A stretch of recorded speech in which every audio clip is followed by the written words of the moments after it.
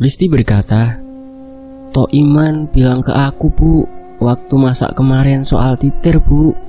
Tapi dia ndak ngomong kalau mau cari asal suara itu.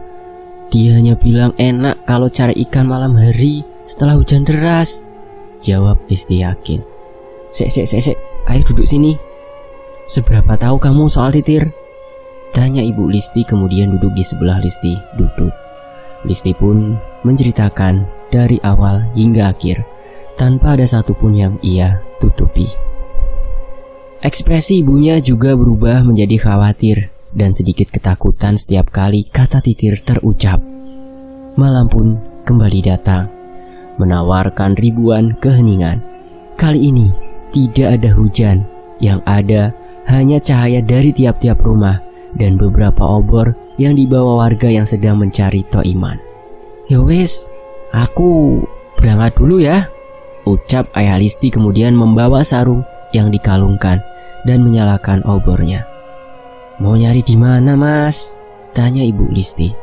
Katanya Pak RT mau disebar nanti di sekitar desa sini dan 4 pintu masuk menuju desa ini. Ya wes yo, aku berangkat. Ucapnya kemudian pergi menuju rombongan yang menunggu di halaman rumah Listi. Listi pun melihat ayahnya yang sedang pergi bersama warga yang lainnya. Sudah, buruan ditutup pintu nih. Kamu tidur yo di kamar, ucap ibu Listi yang kemudian menyeduh tehnya. Iya bu. Listi pun menutup pintu dan jendela. Kemudian ia bergegas menuju kamarnya. Sekali lagi ia menutup selambunya dan mulai merebahkan badannya di kasurnya. Akan tetapi kali ini ia tidak bisa tidur. Lebih tepatnya tidak mau untuk tertidur, mengingat kejadian dalam mimpinya. Listi takut jika mimpi itu berlanjut dan akan berdampak buruk baginya atau yang lainnya. Suara jangkrik saling bersautan, sesekali terdengar suara batuk ibunya, hingga sesuatu suara membuat Listi menjadi fokus akan hal itu. Bune, sapa ayah Listi dari luar yang kemudian terdengar suara membuka pintu. Ada apa mas? Tanya ibu Listi kebingungan.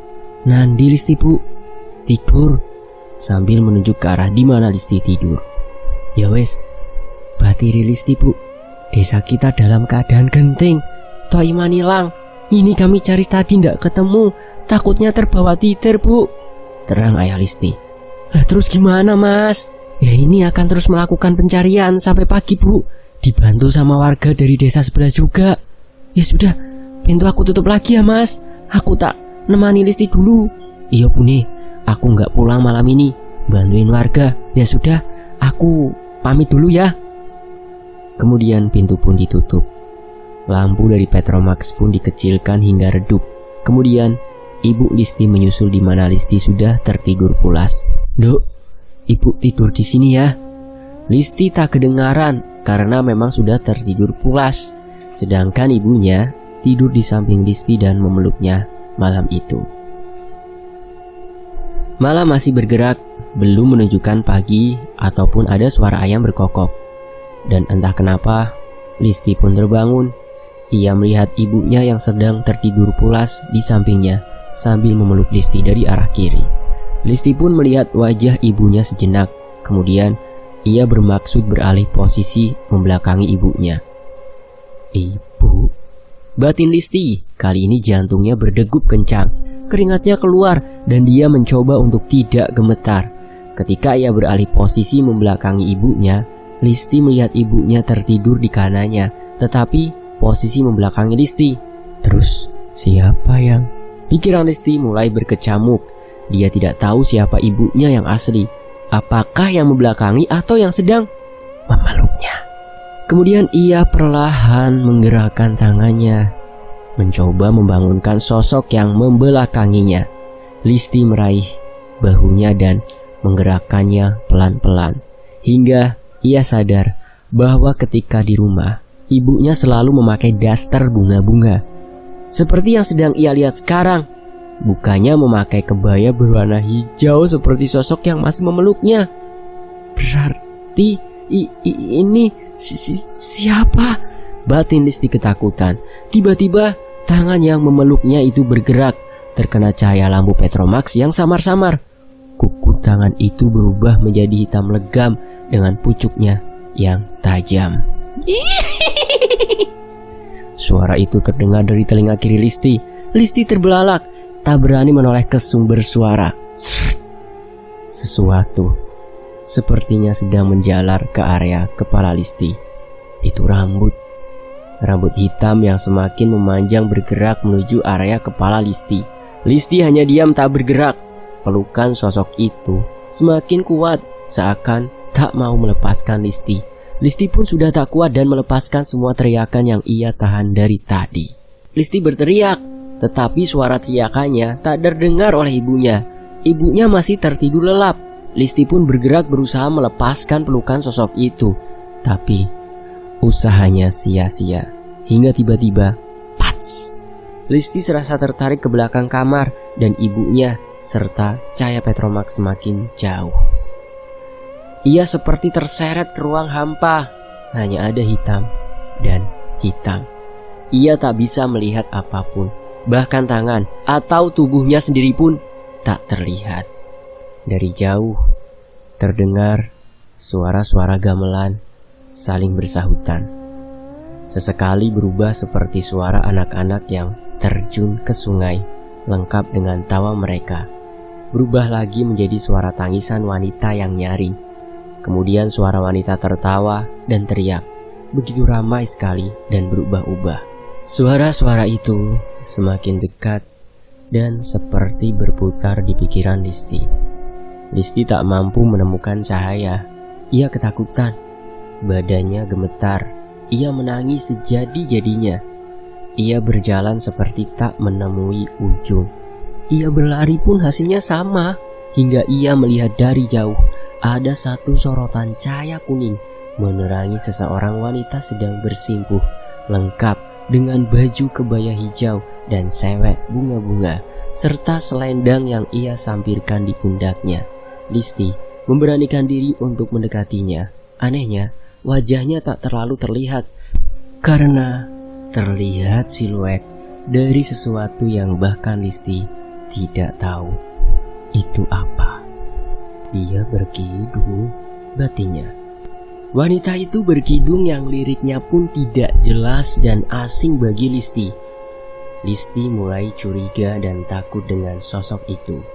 Listi menjauh dari sosok itu dan kemudian Listi menabrak sesuatu di belakangnya. Sontak, Listi menoleh. "Mau kemana, Cahayu?" teriak wanita yang tadi duduk bersimpu di bawah sorotan cahaya. Listi pun segera menjauh dan melihat. Kali ini Listi tahu sosok itu melayang dengan kakinya yang meneteskan cairan merah gelap kental. Badannya yang menjadi basah kuyup, mukanya setengah lebih mirip iblis daripada manusia, dengan hidung yang seperti kelelawar dan taringnya yang panjang kurang lebih 20 meter. Mata kanannya menyala merah bulat, tangan kanannya bersimbah darah. "Apa maumu?" tanya Listi memberanikan diri. Tapi sosok itu tak menjawab. Ia hanya mendekat perlahan ke Listi. Kali ini wajahnya begitu jahat hingga tercipta senyuman menyeringai. Dan anehnya, muncul suara gending yang amat cepat dan bersaut-sautan serta teriakan-teriakan yang Listi tak tahu asalnya dari mana. Listi mengambil langkah mundur. Ia berlari menjauh dari sosok itu. Sosok itu masih bergerak mengejar Listi yang berlari sekencang mungkin tanpa tahu arah dan tujuan. "Listi, kesini!" Suara teriakan itu tak asing bagi Listi. Listi pun menoleh ke arah suara itu. "Tok Iman? Reneo, cepetan, buruan kesini!" Segera Listi berlari menuju Tok Iman. Kemudian Tok Iman pun membawa Listi seperti ke antara pohon beringin yang besar yang belum pernah ia lihat sebelumnya. Mereka berdua terus berlari. Tok Iman pun masih menggenggam erat tangan Listi yang saat itu berada di belakangnya. Kurang lebih 5 menit berlari, Tok Iman pun tiba-tiba berhenti di tepi sungai dengan aliran yang cukup tenang dan jernih. Listi mulai sadar bahwa mereka sudah berada di sumber air, salah satu jalan masuk ke desanya. "Tok Iman? ucap Listi yang seketika membuat Tok Iman melepas genggamannya. Ia menoleh ke arah Listi tanpa mengatakan sepatah kata pun. "Apa yang sebenarnya terjadi, Man?" tanya Listi yang tiba-tiba keluar air matanya. "Tok Iman!" ucap Listi dengan nada agak meninggi. Sekali lagi, Tok Iman hanya terdiam saja, hanya memandang Listi. Kemudian Tok Iman pergi ke sumber air, mengambil air itu dengan kedua tangannya. Kemudian ia mencipratkannya ke muka Listi. Listi pun kaget. Rasanya seperti terkena cahaya petir, hingga semuanya gelap. Kemudian terdengar suara seperti memanggil-manggil namanya. Listi pun membuka matanya perlahan. Dan betapa terkejutnya, ia sudah berada di ruang tamu dengan tangan dan kaki yang dipegangi oleh warga sekitar. Ia melihat ibunya yang menangis sambil meneriakkan namanya. Kemudian langsung memeluk Listi erat. Ayahnya juga melakukan hal yang sama. Listi masih bingung dengan apa yang terjadi. Listi pun segera dibawa ke kamarnya dan diberi minum. Kemudian salah satu warga sedang mengoleskan sesuatu di telapak kaki Listi.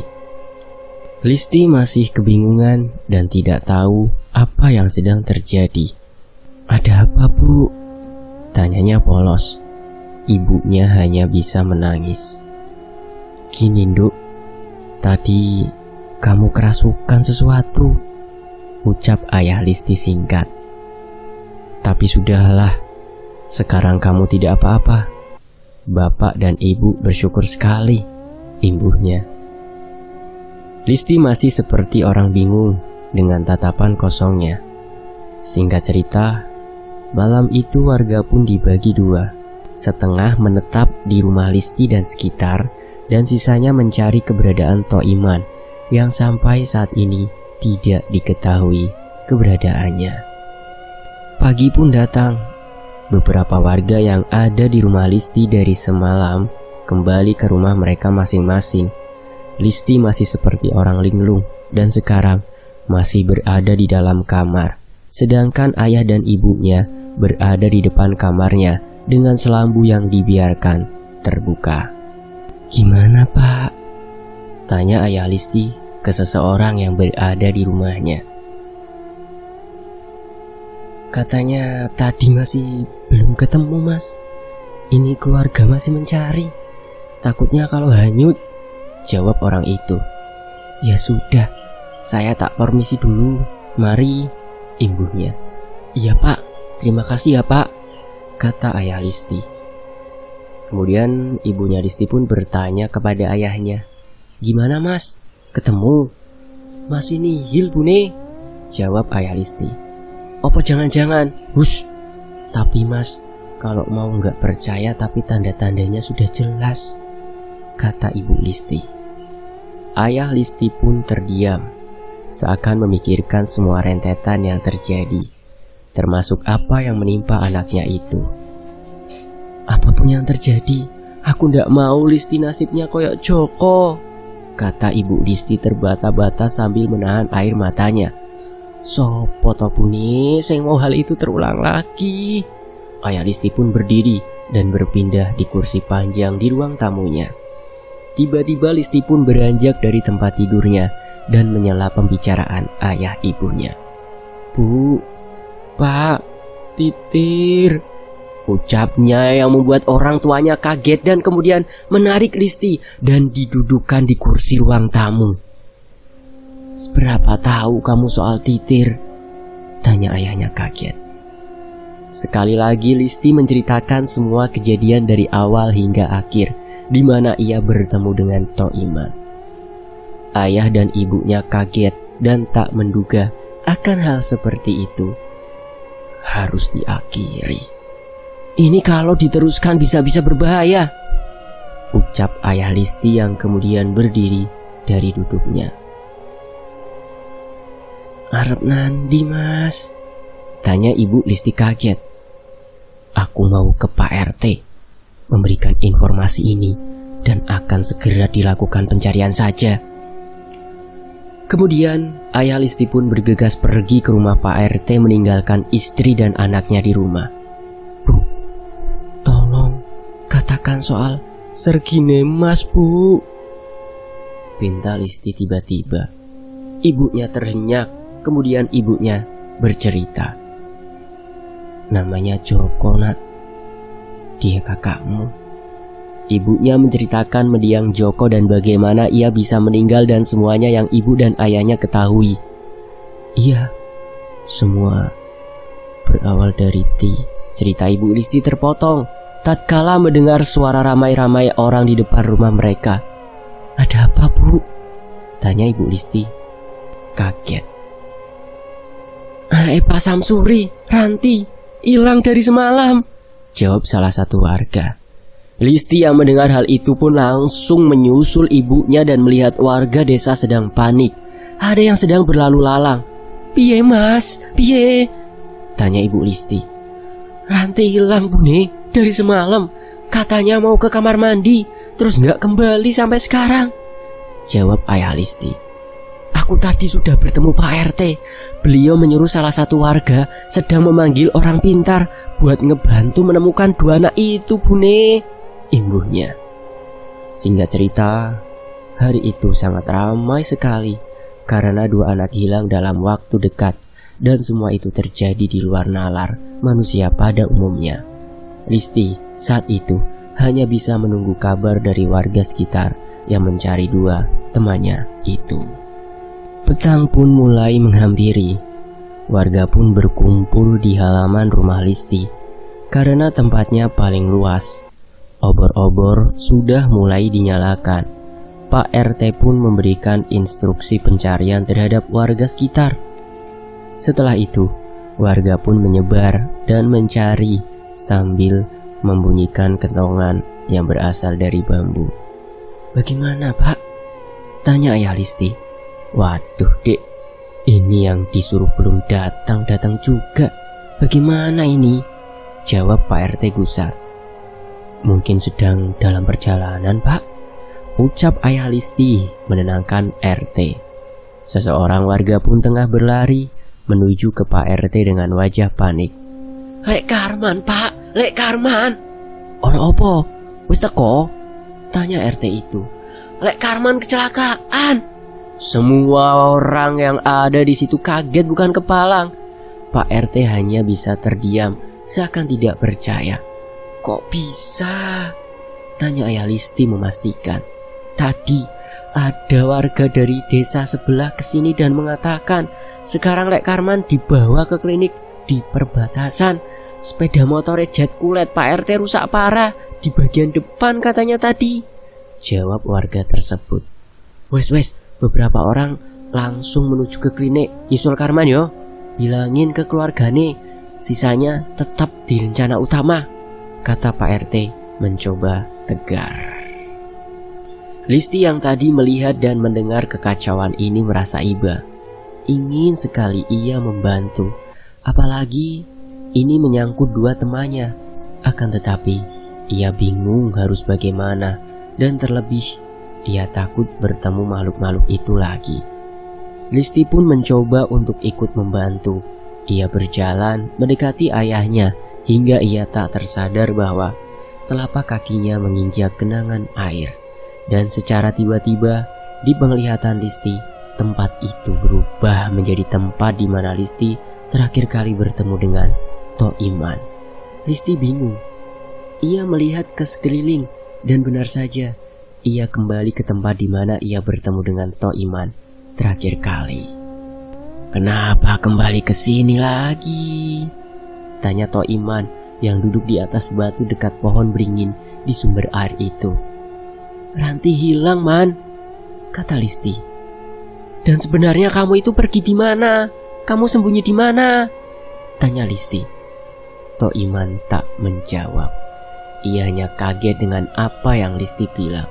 Ranti, demit sialan, jancuk, umpatnya sambil mengepalkan tangannya. Ayo, dicari, ayo cari Ranti sebelum semuanya terlambat, imbuhnya. Listi pun mengiyakan ajakan Tok Iman dan mengesampingkan pertanyaannya tentang Tok Iman bersembunyi di mana. Mereka berdua menyusuri jalan setapak yang penuh genangan air bercampur tanah, melewati beberapa pohon besar-besar yang Listi sendiri tidak pernah melihatnya di sana. Tiba-tiba Tok Iman berhenti di depan bendungan kecil. Tok Iman berucap, "Sepertinya Ranti disembunyikan di sekitar gedung ini." "Loh, ini kan?" kata Listi terhenti melihat tempat yang biasa mereka bertiga buat main, sekaligus dibuat untuk mencuci ternak. "Aku biasanya kesini sama ibu kalau nyuci sapi," imbuh Listi. "Iya, tapi ini tempat berbeda, Listi," kata Tok Iman. "Yowes, kita berpencar aja, nyari. Berani kan? Anggap saja kalau ada apa gitu itu monyet. Dan jangan pernah mencoba berkomunikasi dengan mereka yang mencoba memanggilmu, termasuk suaraku atau suara keluargamu atau siapapun," ucap Tok Iman dan langsung pergi berlawanan arah dengan Listi. Listi hanya bisa menuruti apa kata Tok Iman dan mulai mencari Ranti. "Dek Listi, Dek Listi," suara nyaring terdengar di setiap perjalanan Listi. Listi masih ingat betul apa yang dikatakan oleh Tok Iman, hingga Listi pun tak menggubris sama sekali panggilan-panggilan dengan nada yang berubah-ubah itu. Sesekali terdengar suara gamelan, sesekali muncul suara gong, disertai suara-suara yang memanggil-manggil namanya. Ada juga yang mengumpat kepada Lasti, tapi Lasti tetap teguh pada apa yang sudah dikatakan Tok Iman, hingga ia menemukan Ranti sedang duduk dalam keadaan mata tertutup. Sontak Listi berlari menghampiri Ranti dan membangunkannya. "Ranti, ayo bangun! Ranti!" ucap Listi sambil menggoyangkan pundak dan sesekali menepuk pipi Ranti. Mata Ranti pun terbuka dan kaget melihat Listi berada di depannya. "Listi, bukannya aku kok sekarang ada di sini?" ucapnya bingung melihat kondisi sekelilingnya. "Wes, sekarang ikut aku, bahaya di sini." Ranti mengangguk dan kemudian mengikuti Listi dari belakang. "Apapun yang terjadi, jangan menjawab panggilan dari siapapun, Yoran." "Lah kenapa emang?" tanya Ranti. "Ikuti aja kalau pengen selamat," ucap Listi kesal. Kemudian Ranti menggenggam tangan Listi erat-erat. Air kedung yang tadinya tenang kemudian bergerak tak beraturan seolah sedang digerakkan oleh sesuatu, berbarengan dengan suara gending yang sangat cepat dan keras. "Suara apa itu, Listi? Aku takut," ucapnya Ranti yang mendengar suara-suara teriakan, tertawa, dan anak-anak yang seperti mencemburkan diri ke dalam kedung. Suara itu semakin riuh ditambah suara gemuruh yang tak tahu dari mana berasal. Sing! Tiba-tiba suara-suara itu menghilang, tak terdengar apapun, hening, bahkan suara jangkrik tak ada. Lasti pun berhenti dan melihat sekeliling. "Kamu dengar?" tanya Ranti. "Iya, gending kan?" jawab Listi yang mendengar suara alat musik Jawa sedang dimainkan pelan dan lirih.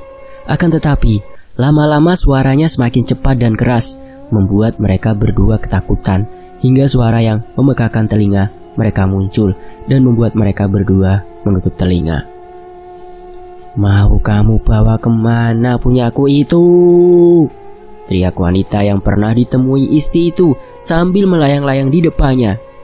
"Anak itu punyaku, gak usah ikut campur. Kamu sudah kulepaskan, tambah gak sopan," teriaknya lagi.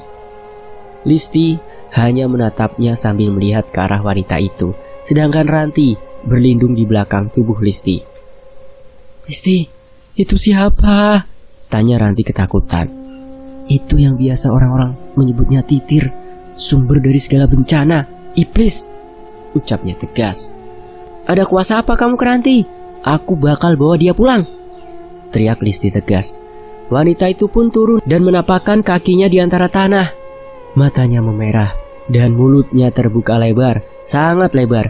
Bahkan di pipinya seperti robekan karena mulutnya yang dibuka. Dari dalam mulutnya keluar bermacam-macam serangga berwarna hitam pekat dan bergerak menuju Listi dan Ranti. Sekejap, Listi menarik tangan Ranti dan mengajaknya pergi dari kejaran serangan hitam itu yang jumlahnya sangat banyak. Mereka berlari memutar tanpa tujuan jelas. Listi pun mulai kelelahan. Ditambah dia harus menarik Ranti yang larinya sangat lambat daripadanya, hingga serangga-serangga itu dapat mengejar mereka. Anehnya, serangga itu membentuk gumpalan dan semakin lama semakin solid dan menjadi wanita itu tadi. Harus aku bersihi hari ini, ucapnya kemudian hendak menyerang Ranti dan Listi yang kelelahan. Listi pun terkejut tatkala wanita itu tak mau menyerang mereka karena dilempari oleh sesuatu ikatan yang Listi sendiri tak tahu itu apa. "Woi, larilah dan kesini!" teriak Tok Iman yang tiba-tiba ada di belakang mereka kurang lebih 50 meter. Listi dan Ranti dengan sekuat tenaga berlari menuju Tok Iman. Wes, iblis iki tak urusane. Kalian duluan saja, ikuti jalur setapak ini sampai kalian menemukan sumber air. Diam di situ ya, ucap Tok Iman. Ojo man, ayo pulang bareng man. Tok Iman tersenyum tipis. Aku sudah pulang, nanti bilang ya. Bilang sama warga, aku di antara batu besar di sungai dekat perbatasan desa. Listi pun terdiam. Kemudian tanpa pikir panjang, Listi dan juga Ranti mengiyakan apa yang Tok Iman maksud. Mereka berjalan menyusuri jalan setapak itu, dan mereka tak melihat ke belakang sehingga tak tahu apa yang sedang terjadi antara Tok Iman dan iblis itu. Yang pasti, suara-suara gemuruh dan teriakan saling bercampur menemani malam yang mengerikan itu. Listi dan Ranti sudah di penghujung lelahnya. Mereka berdua berjalan perlahan ke tempat di mana Tok Iman bilang. Sudah sampai, ucap Listi. Kemudian mereka duduk tepat di bawah batu besar. Tok Iman gimana? Tanya Ranti khawatir. Dia sudah bilang kalau sudah selamat duluan kan. Dia pasti baik-baik saja. Sekarang gimana cara kita kembali ke alam kita? Ucap Listi. Ranti pun kebingungan dan tak mengetahui caranya. Tiba-tiba terdengar suara misterius. Suara yang entah dari mana datangnya. Tempelkan darahmu di pohon yang besar ini. Ranti kemudian mendekati Listi dan memegang bajunya erat-erat. Suara apa itu? Tanya Ranti takut. Suara itu berulang-ulang dan semakin cepat dan keras. Beberapa saat kemudian, dari jauh Listi dan Ranti melihat cahaya bola api yang memiliki ekor menuju ke langit dan berputar-putar seperti sedang mencari sesuatu. Lakukan, biar selamat, ucap suara misterius itu lagi. Sontak, tanpa pikir panjang, Listi mengambil batu yang tajam seperti sudah diasah di sebelahnya, dan ia menusukkan dan digoreskan hingga daging telapak tangannya sobek, mengeluarkan darah segar.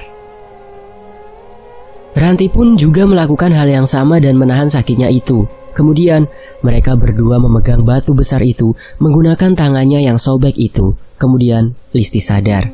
Ranti yang ada di sebelahnya tiba-tiba musnah tidak ada, meninggalkan jejak tangan darah di batu itu. Terdengar suara gamelan yang saling bersaut-sautan, disusul suara teriakan wanita yang tidak asing semakin mendekat. Sedangkan kesadaran Listi semakin menipis dan segala sesuatu mulai gelap. Dalam setengah ketidaksadarannya, Listi melihat pria yang pernah ia temui tempo hari menggunakan belangkon dengan pakaian Jawa lengkap tetapi basah kuyup. Dia menoleh ke arah Listi. Salam kagem bapak ibu ya dek, ucapnya pelan. Kemudian Listi pun pingsan dan di sekitarnya menjadi gelap gulita. Dalam gelap itu Listi mendengar suara yang meneriakkan namanya. Suaranya tidak asing. Bapak, ibu, teriaknya dan matanya terbuka. Listi melihat orang-orang sedang melihat Listi. Listi melihat ke orang tuanya yang menangis memeluknya dan beberapa orang yang memegang tangannya mulai melepaskan tangannya. Ini di mana, Pak? Tanya Listi heran karena perasaan tadi ia berada di rumah saat berpindah alam. Ayah ibunya tidak menjawab pertanyaan Listi. Mereka hanya memeluk dan menangisi Listi. Listi pun melihat banyak obor yang dipegang warga saat itu dan baru menyadari bahwa ia berada di sumber air di mana ia terakhir bertemu dengan Ranti. Singkat cerita, mereka kemudian membawa Lasti ke dalam kembali ke rumah. Lasti saat itu digendong di belakang oleh ayahnya. Wajah Lasti masih seperti orang kebingungan dan beberapa kali memanggil-manggil nama Ranti. Di perjalanan, beberapa orang menggendong satu anak perempuan. Ya, itu Ranti. "Astaga, ketemu di mana ini, Pak?" tanya salah seorang warga. "Di sana, di gedung, tidur di bawah pohon asem." Mereka pun semakin ramai berbicara satu dengan yang lain tentang kejadian malam itu. Kemudian mereka membawa dua anak itu ke rumah Listi. Listi dan Ranti belum bisa bercerita, terlebih trauma dalam kejadian yang dialami. Sedangkan warga masih penasaran dengan apa yang terjadi, sehingga di sana ramai sekali warga desa tersebut. Keesokan harinya, pagi-pagi sekali, Ranti masih tertidur ditemani keluarganya di rumah Listi. Sedangkan Listi bangun dan memberitahu ayahnya soal keberadaan Tok Iman. "Tok Iman masih hidup. Dia berada di bebatuan sungai dekat perbatasan, Pak," ucapnya tiba-tiba yang membuat ayahnya dan warga sekitar yang berjaga dari malam hingga pagi itu berdiri dan langsung melihat ke arah Listi. "Tahu dari mana kamu, Dok?" tanya seorang warga. Listi menceritakan secara singkat tentang apa yang diucapkan Tok Iman ke Listi malam itu. Sekejap, warga pun ke sana dan memastikan kebenarannya. Beberapa jam berselang, ayah Listi kembali ke rumah bersama Pak RT dan beberapa warga. "Tok Iman sudah ketemu, Bu," ucap Pak RT ke ibu Tok Iman. "Lah terus kemana anaknya sekarang, Pak?" Pak RT pun diam.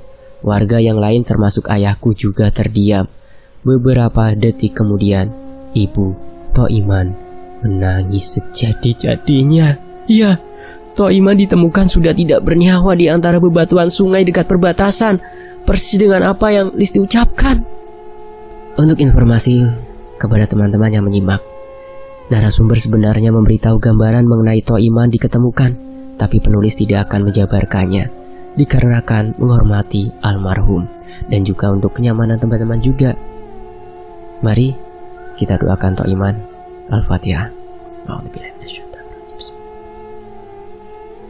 Iyyaka na'budu wa iyyaka nasta'in. Ihdinas siratal mustaqim, siratal ladzina an'amta 'alaihim ghairil maghdubi 'alaihim waladdallin. Amin. Semoga di posisi yang sebenarnya. Dan beberapa minggu setelah kejadian dan semua kembali normal, Listi tiba-tiba berkata ke ibunya mengenai almarhum kakaknya.